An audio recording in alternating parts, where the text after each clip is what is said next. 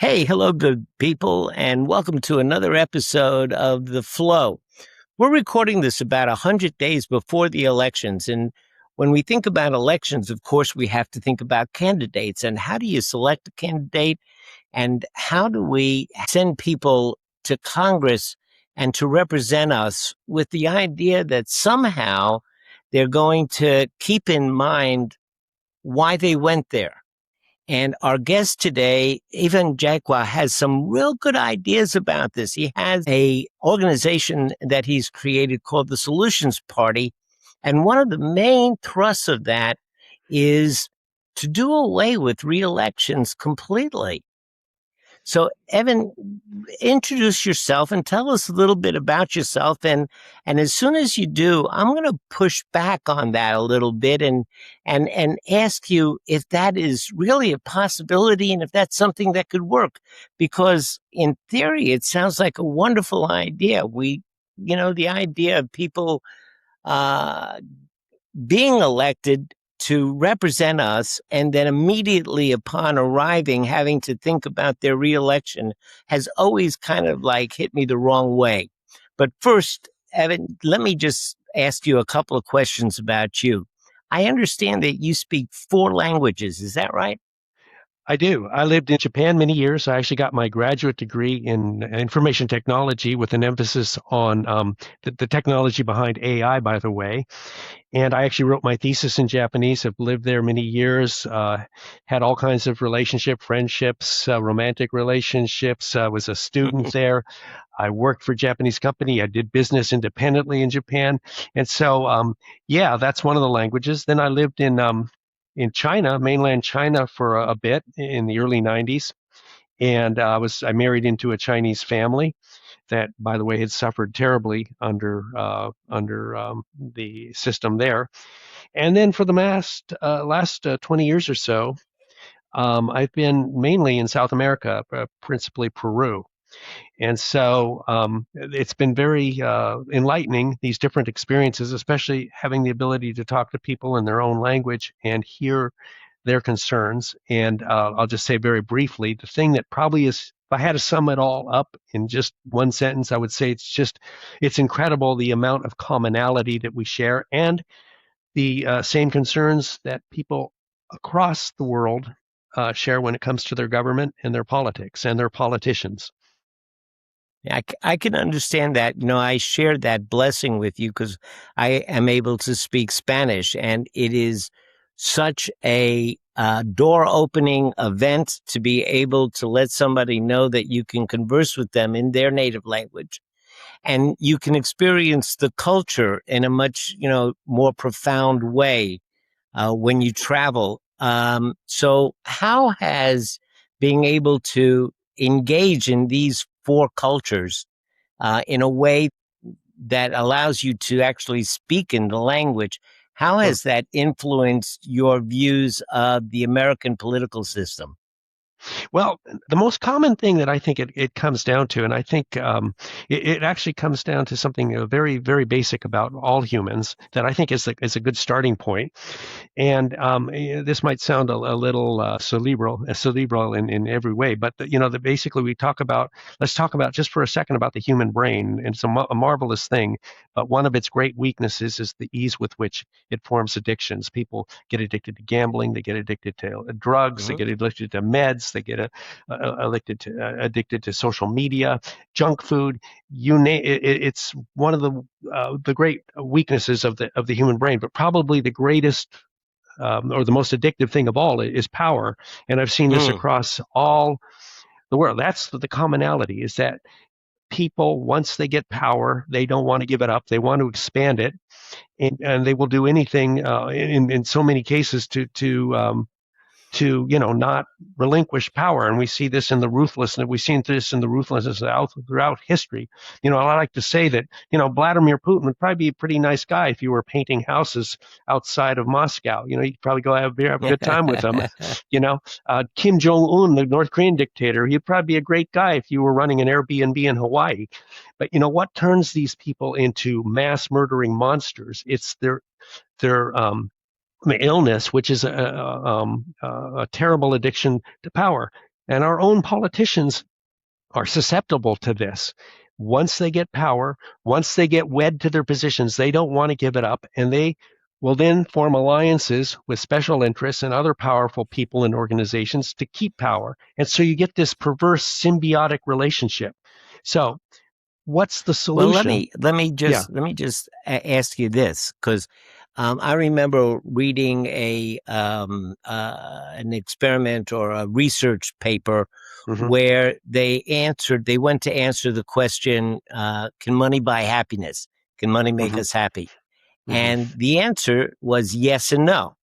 Mm-hmm. What they found was that if you're homeless, if you're hungry, if you have your basic survival needs and money can solve those needs and get you to a place where you're sheltered and you're fed and your basic needs are met, yes, money can buy happiness.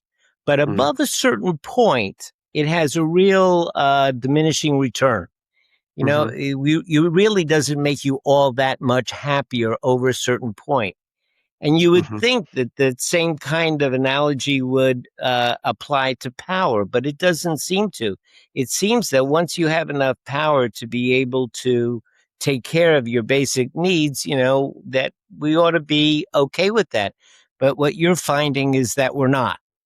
Well, it's just like you would think somebody would be content with having $10 million in the bank, but you get people who just want to be ever richer. And the thing is with power, I think that the illness that is the addiction to power is that once you have it, and not in all cases, but not in all cases, you have different levels of addiction, but you get certain levels where, the extreme is, a mass murdering dictator. But even below that, though, you get people who, they get used to the perks. They get used to the power that comes with when they're entrusted with the sacred power of the people, and they don't want to give that up. And that becomes their first priority, is holding on to power. I think that, as Chris Christie, the New Jersey governor, former New Jersey governor, said, that one of the things that our founding fathers did not anticipate is that we would be electing quote unquote lousy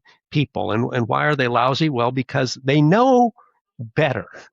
They disagree with maybe what the administration is doing, and they know better, but they don't vote their conscience because they are so concerned about being primaried. And that is a fundamental question. Are we sending people who are going to make their first priority to not get primaried? Or are we going there? We want people who are going to be independent thinkers and who are going to be concentrating 100% of their time on doing their job and working for the general interest, not for the special interests that keep them in power. Mm. Let me just unpack something that you mentioned, this idea of being primary. You know, for some folks who aren't sophisticated in what the implications of that might be, let me just unpack it, if I may.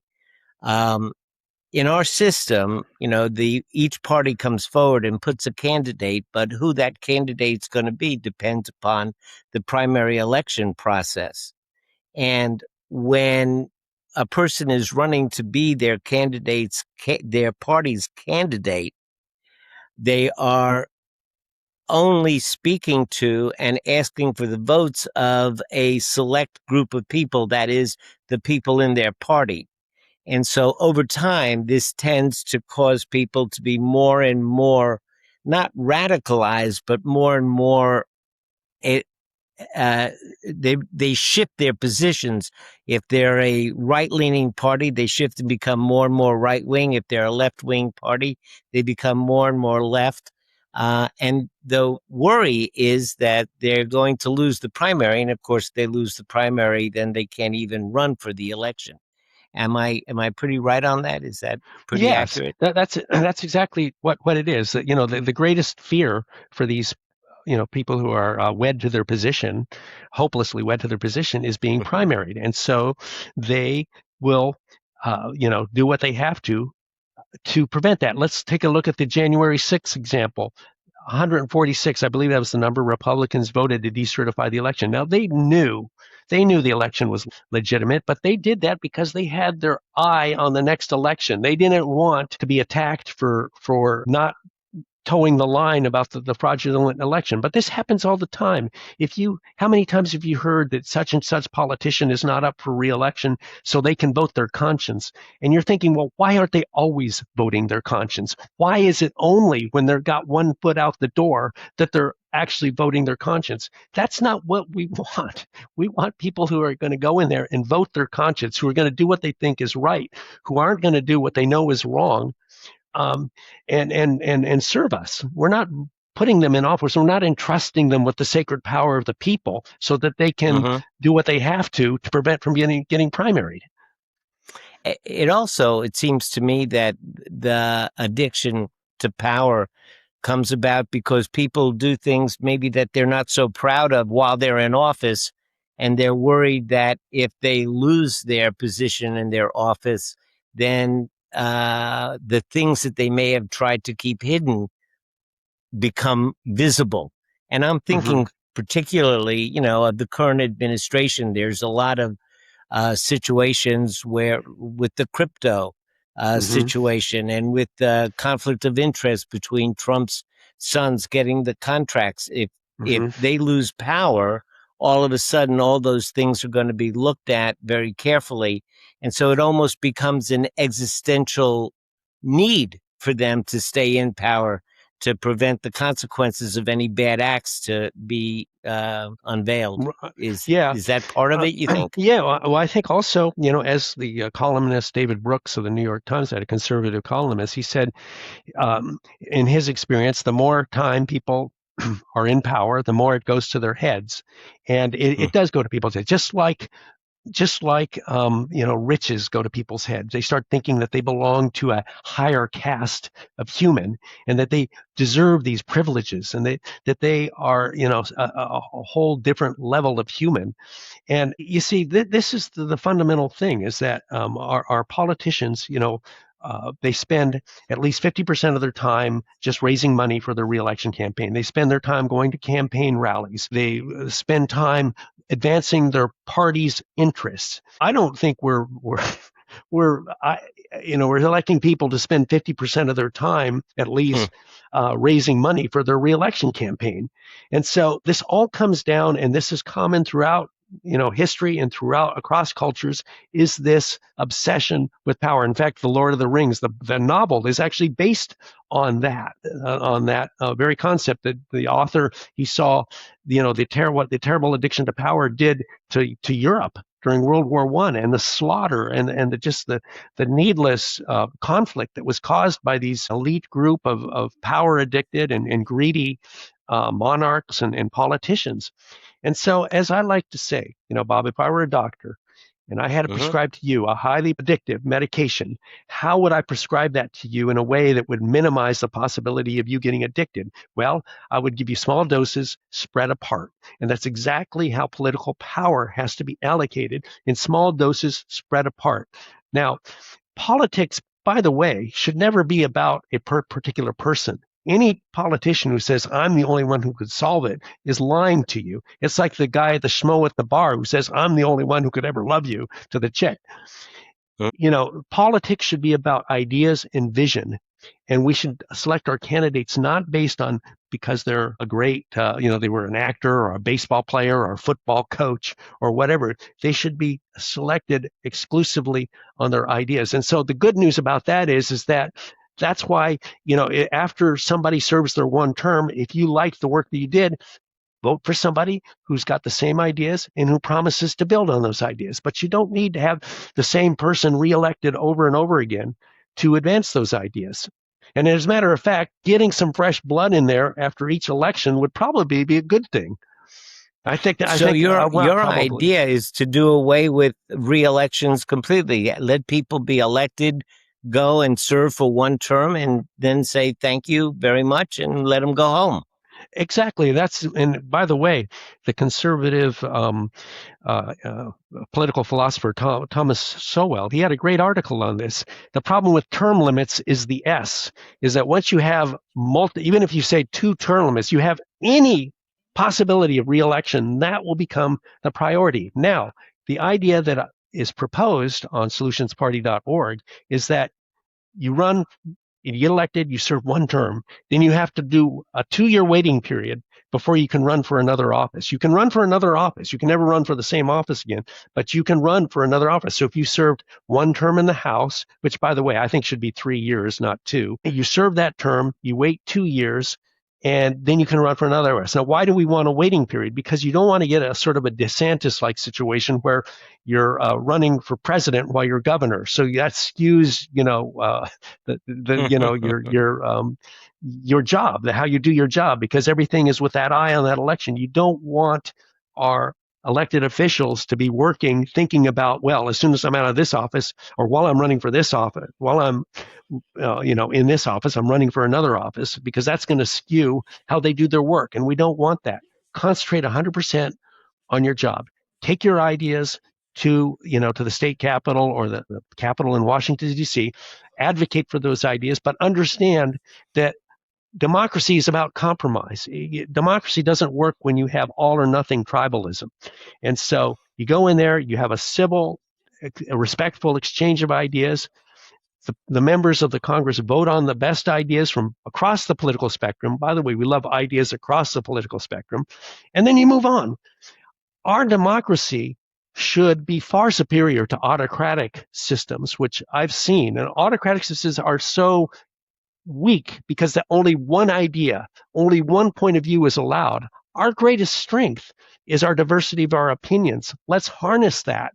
Get people who have great ideas and who can advocate for their ideas, but also are open-minded and can work with others. They serve their one term and they move on. And I would argue that would be far more effective than the disgusting paralysis, the disgusting partisanship that we see in Washington now, where nothing gets done. The only way things get done is if you have a monopartisan way, where one party controls the executive branch and both houses of government. Otherwise, nothing gets done. And that's not the way it should be.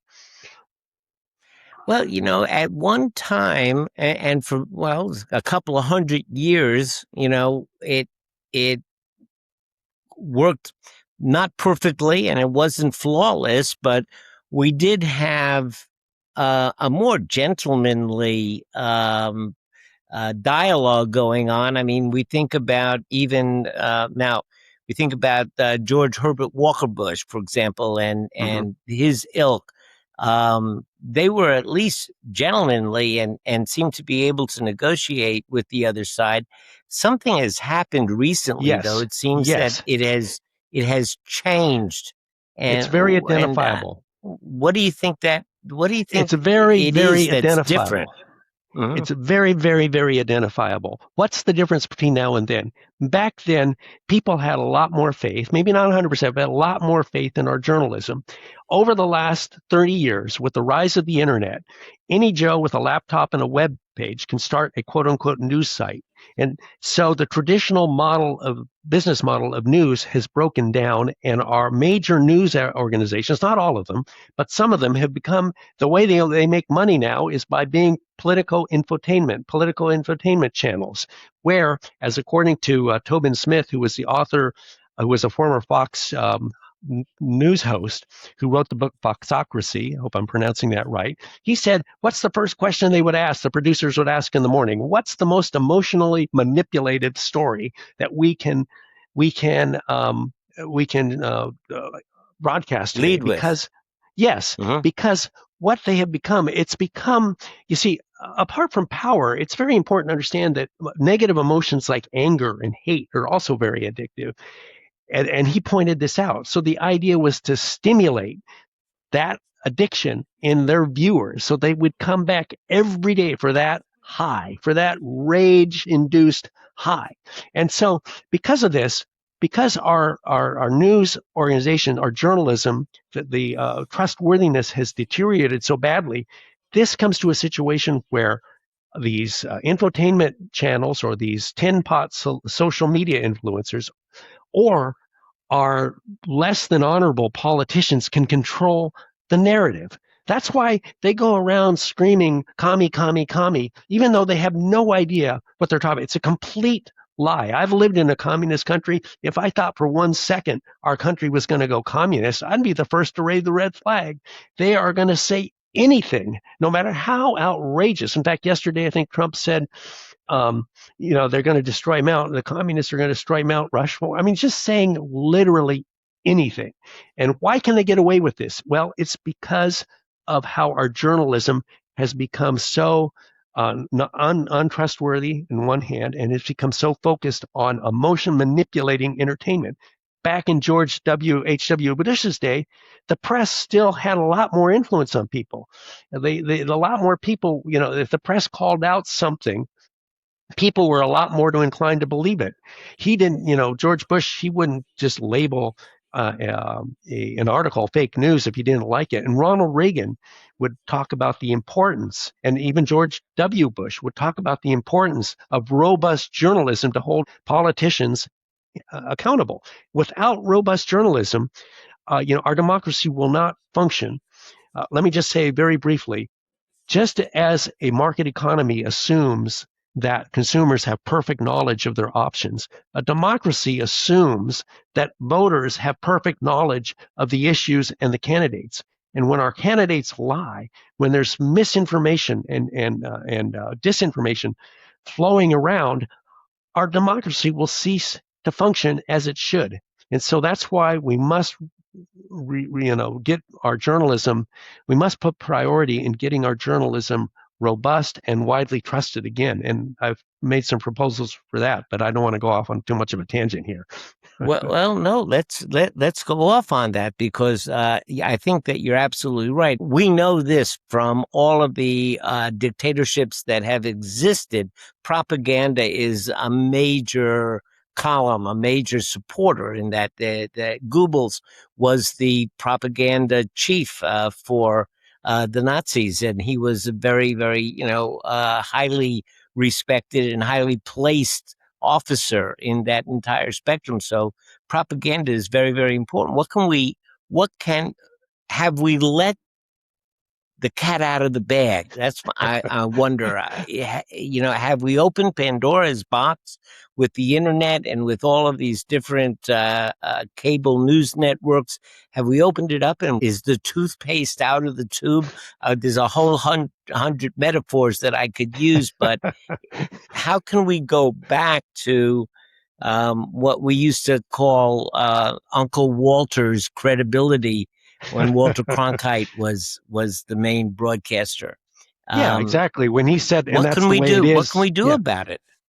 Well, I think to make along the cat analogies here, I think there's a way we can skin this cat, actually. Okay.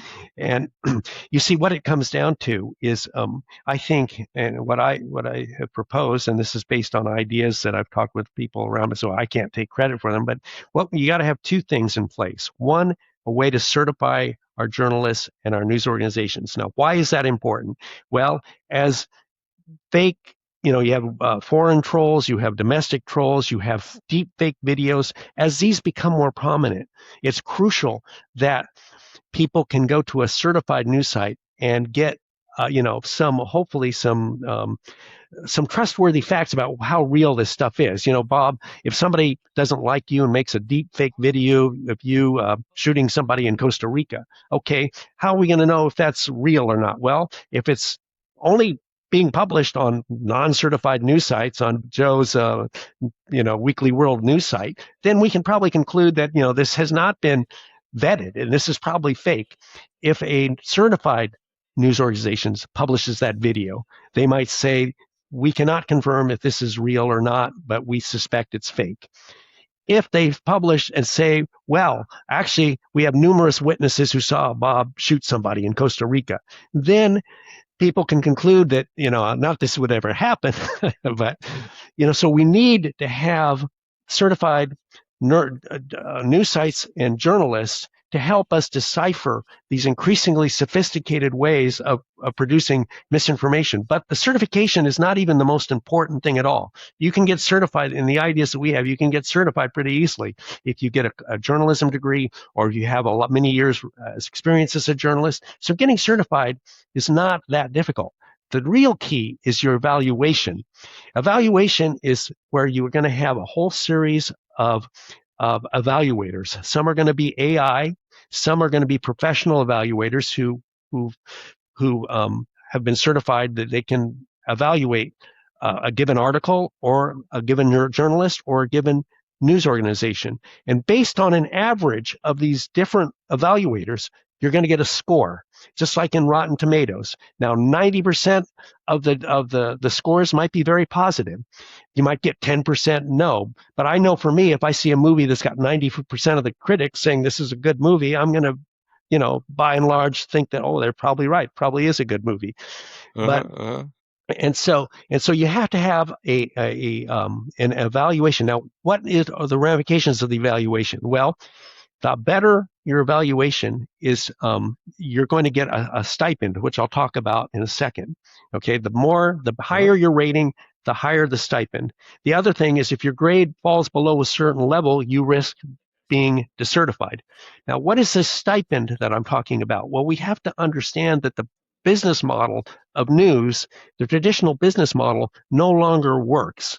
And that's why small town journalists are disappearing. That's why news organizations are closing or being consolidated under these big corporate entities.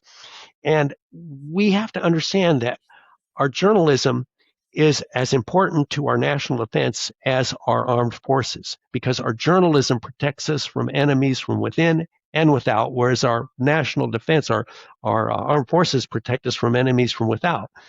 And so we have to invest in this. And so what I have proposed is we create a national press fund into which the government can contribute, corporations can contribute, individuals can contribute.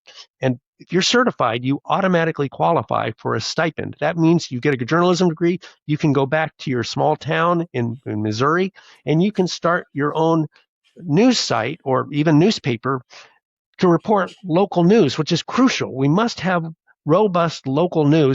We must have robust news everywhere, but particularly in the small community, because they act as watchdogs for local corruption.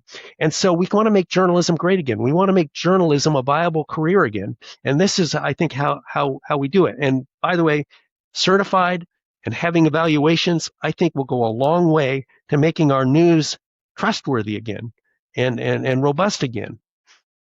So how does education fold into all of this? Because, one of the things that the founders were very fond of saying is that democracy depends upon a well-informed and a well-educated electorate. And do you think that our educational system generally is not preparing us to be good citizens in terms of our insight into some of the complexities that Yes. We're dealing with? Because honestly, life is no longer simple.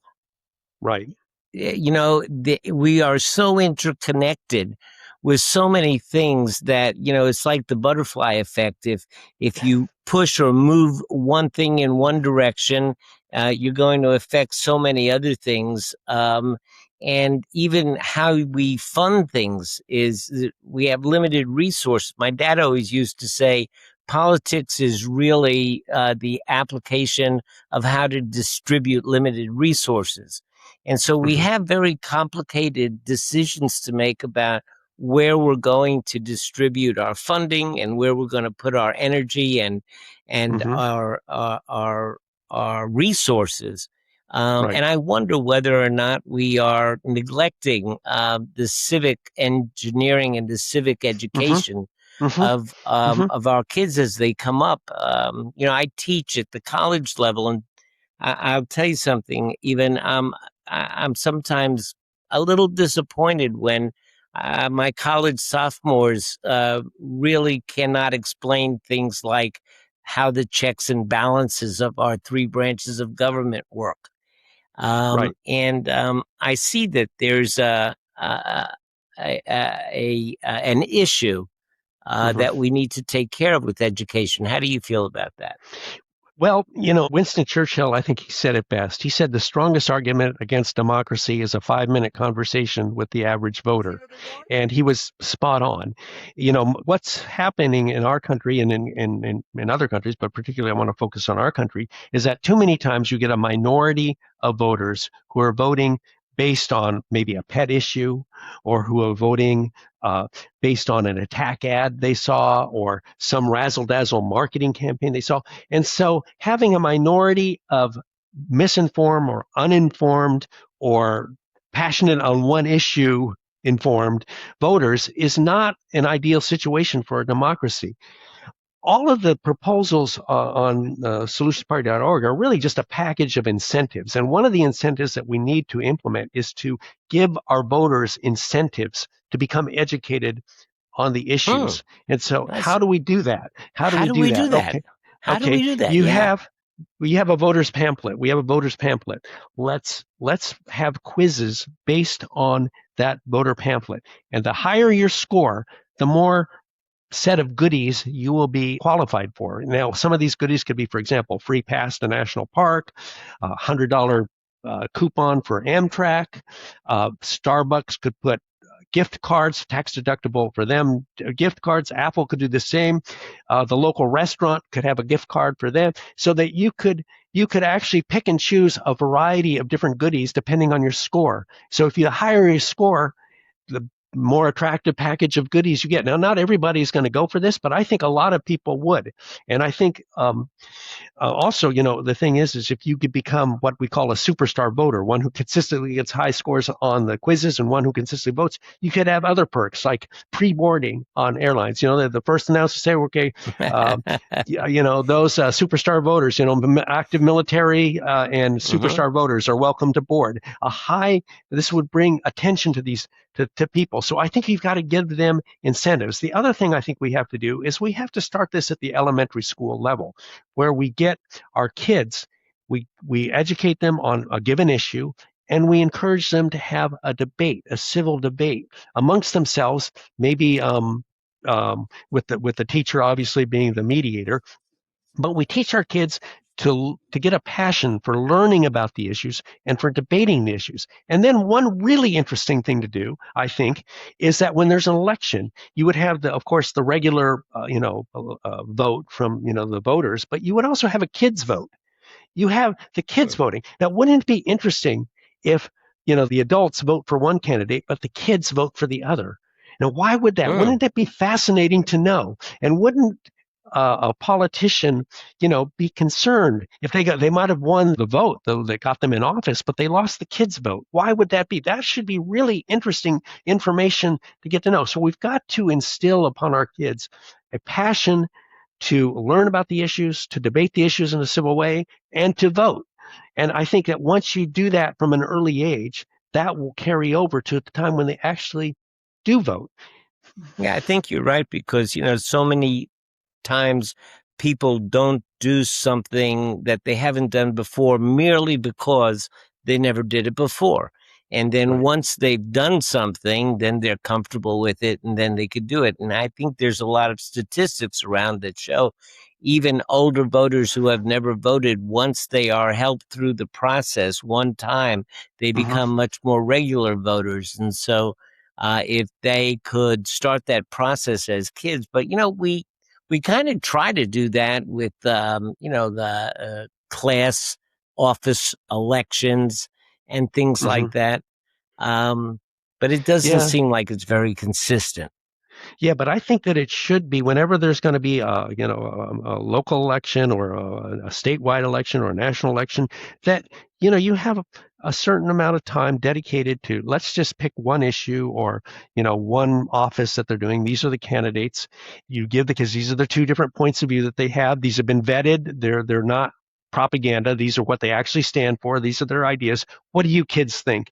And then have them debate amongst themselves, and then at the end of when the election is actually carried out, then they also vote too, but their vote obviously won't count.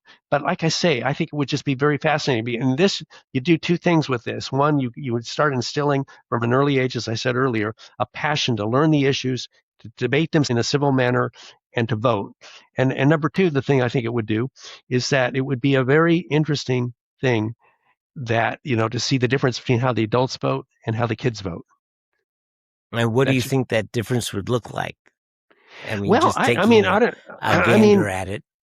yeah, I don't, I mean, ideally there would be very few times where there would be a difference, ideally. But if there were a difference for some reason, for example, maybe it has something to do with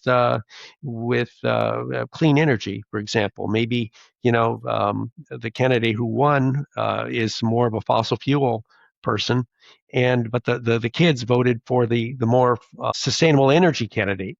This would be interesting to know. This would be that's just a taken out of the air Yeah, yeah. example.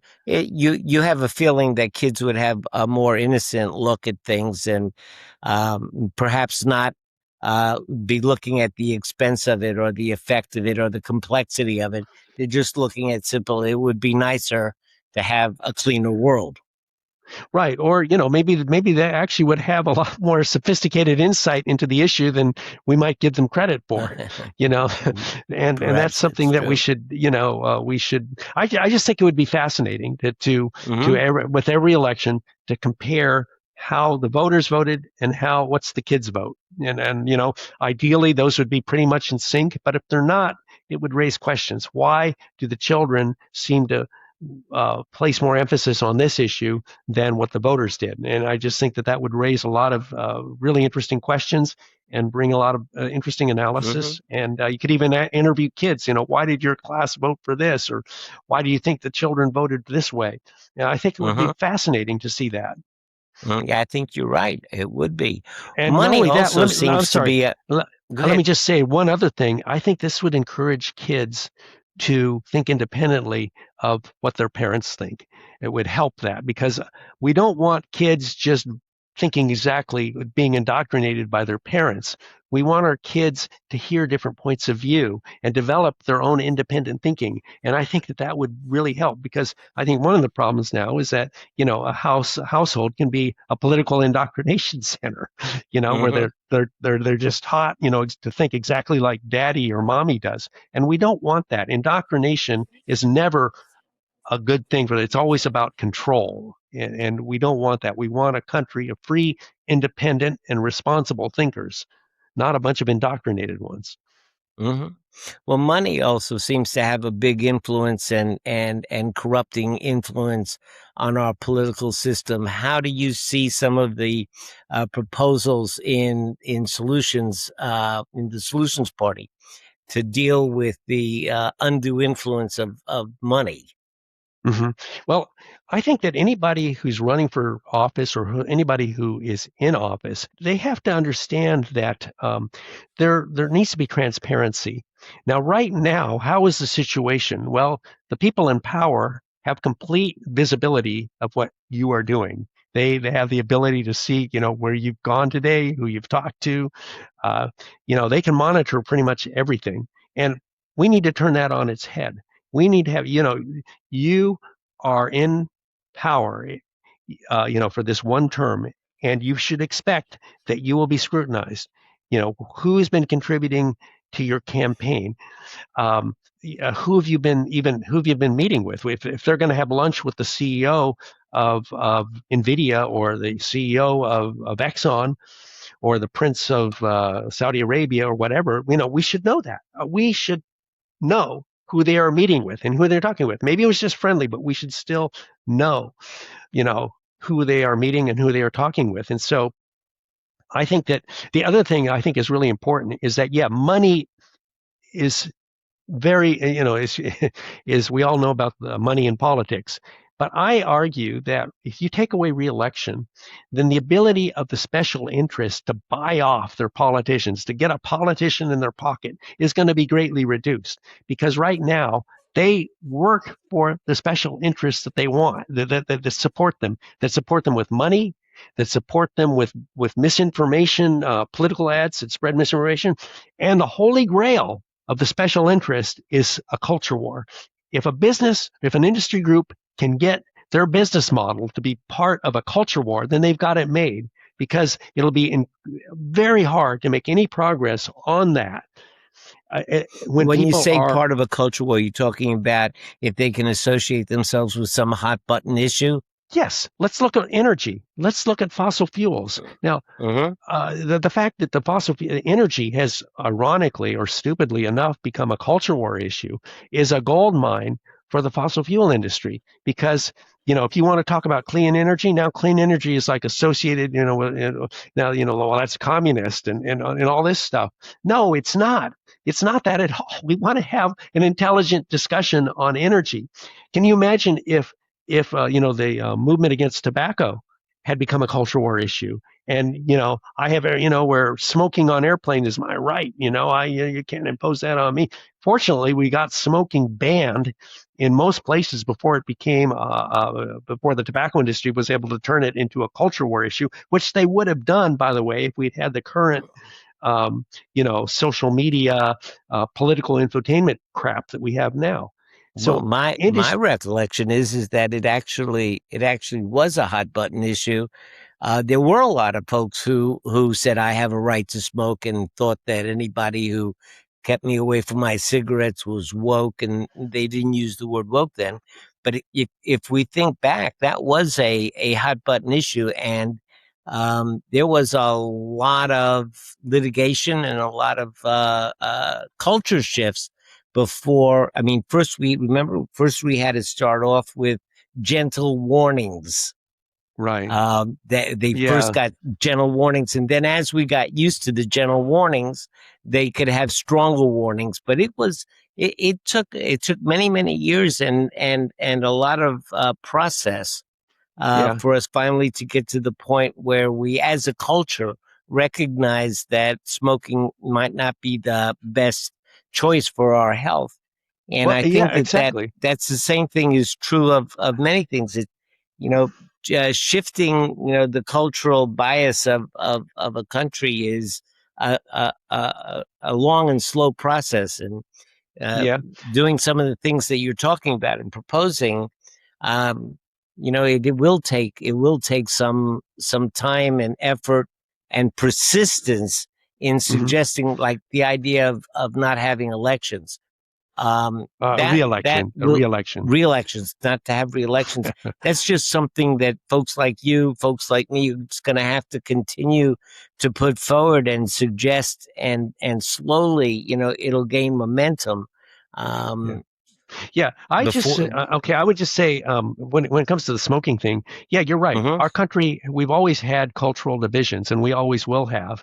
Okay, but I think that what is the difference is that our current media, whether social media or political, has now turned it into mindless tribalism, and Hmm. I don't think it existed on the same level 30 No. years ago. But I think that also, I think that the key is we've got to tone down the emotions. See, right now there's a whole our country is economy is based on addictions in so many ways. Whether we're talking, addictions to junk food, addictions to social media, addictions to all sorts of things. But one of them is this out of control emotions. And so I think Hmm. we've got to tone down the emotions. And once people are concentrating, have widely trusted journalism, and are given the facts, I think that that change can happen. And we've got to move away though. We have to tone down the emotions in this country, and the way we do that, I think, is starting with, well, we have to have politicians who are honest. We have to give them disincentives for lying. We have to have political parties that are not institutionalized and whose first priority is not um, just increasing and holding on to their own power. And that's why I've made some suggestions about reforming political parties too, because they're part of the problem. And I think that with widespread trusted journalism, we can tone down the emotions, and then we can have an honest debate. We want debate. We want to hear the different points of view. But in a democracy, we hear the facts, we hear the ideas, we debate them in a civil manner, and the majority votes on them. And then we move forward. And that's how it should be. Now, if your ideas are really the best ideas, then you should have nothing to fear about democracy, because over time, those ideas will prevail.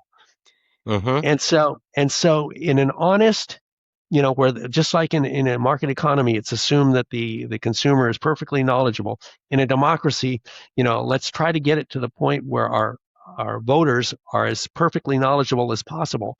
You present the ideas, and sooner or later, the best ideas will win. So if you really are confident in your idea, then you should be all in favor of strengthening our democracy. Absolutely. So tell us about your organization. How did you come about? Let me ask you the question this way. What was the heartbreak that really motivated you to take your time and energy and create the organization and move forward with it? I'll tell you what my heartbreak is. It's very easy for me to identify. As I've said, I've had the wonderful opportunity to live around the world. And the thing that breaks my heart, the thing that really boils my blood more than anything, is to see so many people who never have the opportunity to achieve their potential. Mm, When a person's potential is not achieved, that is a loss for all of us. There are mm, so many people, so many kids who could be great authors, scientists, doctors, politicians, athletes, if they were only given the chance, or not just one chance, but multiple chances to achieve their potential. And that should be a fundamental human right. We should work toward a world where all people have the opportunity to achieve their potential, because wasted potential is something that we should not tolerate. So that's been the thing. I just hate to see, the children begging in China. When I was running once, a little girl tried running up to me and tried to almost tackle me. She was crying, and I see this in Peru. I've seen it even in this country. I've seen people who've dedicated their lives who because of their circumstances or their upbringing, were never able to achieve their potential, and that's just horrible. Nobody should have to pass their life, spend their entire life with never having opportunity to really achieve their potential. So how do we do that? mm. Well, we make our politics work for us. We make an opportunity rich economy. So, and you Eh, feel like democracy is the best system for allowing people to achieve their greatest potential? Yes, as Winston Churchill, I believe it was Winston Churchill said, democracy is the worst system of all, except compared to everything else. Anything else, right? When compared to the alternative, we look at history, we compare, how political systems used to be, or how societies were organized previously. It was a small group of elites, ruling over the masses. And democracy is an experiment that turns that on its head and entrusts the power of government in the people. And there are many powerful people and, and organizations and countries that are run by who want to see this experiment fail. They want us to go back to a world where a small group of very powerful people rule over nations. And this is a crucial time in history. And I'm going to say why. It's because the technology now exists that if democracy collapses and power is overly concentrated in a few, they have the ability now through monitoring through cell phones, our ubiquitous cell phones, and through AI to monitor and analyze every conversation. And before long, now this is going to sound wacky, but this is in a Scientific American article, the revered scientific magazine, that before long they're going to have the ability actually to read thoughts. And so you can imagine a world where we're not only being monitored, we might even be forced to wear helmets that analyze our thoughts, and that sooner or later this is actually coming. This is according to Scientific American. And so these tools, this technology, it actually has a many positive potential applications. But the problem with autocracies, dictatorships, is they always use technology to strengthen their stranglehold on power. And this is why Mm.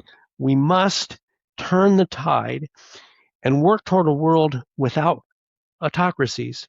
And just like the Soviet Union collapsed, we won the war with the Soviet Union not through missiles and bombers. We won it because of the freedom and prosperity gap. In our country, if our democracy is functioning and our economy is an opportunity-rich economy based on unlimited energy and a creative and adaptive, well-educated workforce, that prosperity and freedom gap will eventually crush the autocracies. That's the vision that I have.